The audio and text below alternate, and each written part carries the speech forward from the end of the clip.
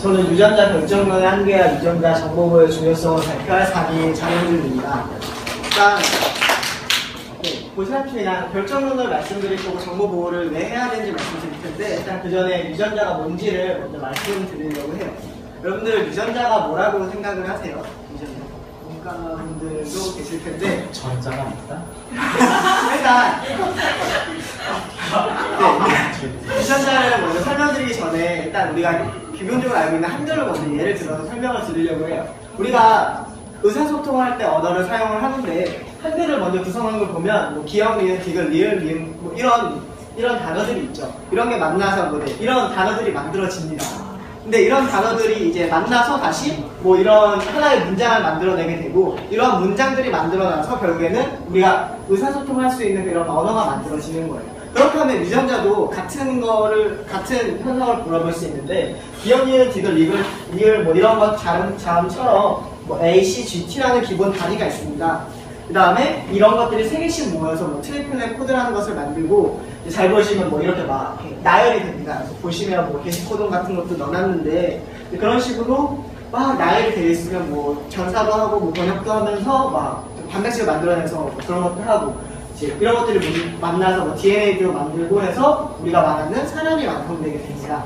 그렇다면 이런 유전자를 이제 발견하기 위해서 개념 프로젝트 했는데 이것도 지난주에 친구들이 많이 발표를 해줘서 저는 간단하게만 하려고 합니다. 그래서 90년도에 시작이 됐어요. 여러분들이 흔히 알 수 있는 많이 들어본 이름이 뭐 제임스 왓슨이라는 사람이 책임자가 돼서 시작을 했는데 그래서 2003년에 인간 유전체 지도가 만들어지게 됩니다. 그래서 나중에 2008년에 1000개놈 프로젝트라고 해서 이제 뭐 1000명의 사람을 뭐 분석해 보겠다 이제 그런 걸 해서 이제 우리나라도 또 남녀 각각 5명씩 분석 중이라고 해요. 그래서 유전자 결정론이라는 게 있는데 이 유전자 결정론은 아까 앞서 발표했던 사람이랑 친구랑 같은 영상인데 좀 달라요. 그래서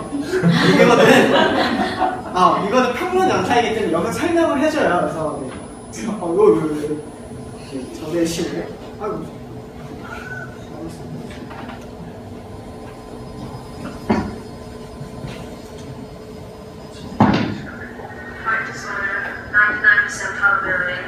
life expectancy. 그래서 그려지는 태어나자마자 질병에 걸릴 모든 확률이 되게 숫자를 저 영화 카타카 앞에서 보신 것처럼 태어날 때 나자마자 바로 뒤에 유전자 검사를 합니다. 그래서 예상되는 수명까지 숫자를 이렇게 바로 딱 너 몇 살까지 살 거다 이렇게 나와요. 그래서 유전자 운명론이 지배하세요. 결정론이라고 보시면 됩니다. 유전자 결정론 같은 거 나면 이제 결혼할 때 유전자 정보를 주고받으면서 결혼을 한다는 거죠. 내가 얘를 좋아서 결혼하는 게 아니라 얘랑 결혼하면 뭔가 내 자식이 더 좋아지겠네 하면서 이런 식으로 이제 사회가 발전해 나갈 수 있다고도 경고를 해주는 영화입니다. 어떻게 보면.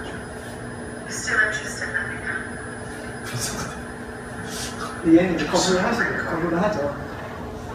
이전에서 이 영화는 유전공학의 발달이 우생학과라 연결되는 것에 대해서 크게 오해의 시선을 많이 받았습니다. 우생학이라는 것은 인간을 유전적으로 개량하는 굉장히 시도라고 이것 때문에 나치가 인간을 학살하는 것도 들어가게 세 번의 시험들을 거치게 되는데요. 얘 같은 경우는 이제 유전자를 극복하고 얘가 좀 안 좋은 유전자를 갖고 있는 사람은 이제 승리하는 장면인데요.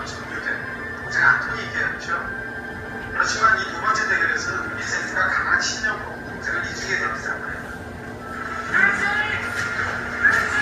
자신의 타고난 우성을 믿고 자만해서 오래 빠진 안토를 열성인 형 빈센트가 기력 부해줌으로써 타고난 조건이 성공과 실패를 항상 결정하는 것은 아니라는 것입니다.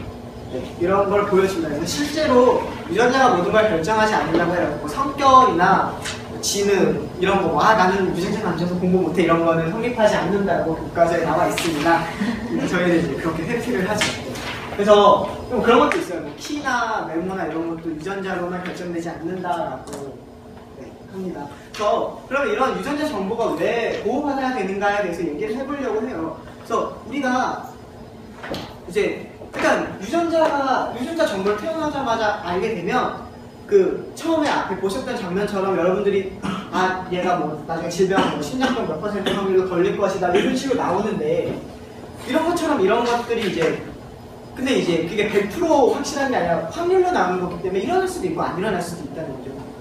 그리고 또 뭐 이런 유전자 정보를 있으면 왜 우리 범죄 수사할 때 막 DNA 분석하고 해서 막 이 사람이 범인이야 막 이렇게 판독할 때 이용을 할 수도 있겠지만, 하지만 유전자를 기반으로 차별이 일어날 수 있다는 거죠. 아까 보셨던 장면처럼 뭐 결혼할 때 얘 유전자가 안 좋아 그럼 결혼하지 말아야겠어 이런 식으로 되거나 유전자를 기반으로 차별을 받을 수 있다는 거.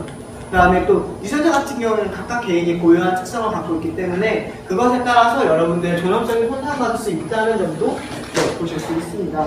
물론 이런 유전자 정보를 모아서 이 질병의 원인은 아마 이 유전자 때문에 이 유전자를 고쳐야지 약간 이런 식으로도 접근할 수 있겠지만, 그 유전자가 있다고 해서 그게 질병이 뭐가 필요하다는 거예요. 그 다음에 우리나라 법에서도 수사기관이 유전자 정보를 주세요라고 하더라도 여러분들이 거부를 할 수 있는 권리가 있습니다. 네.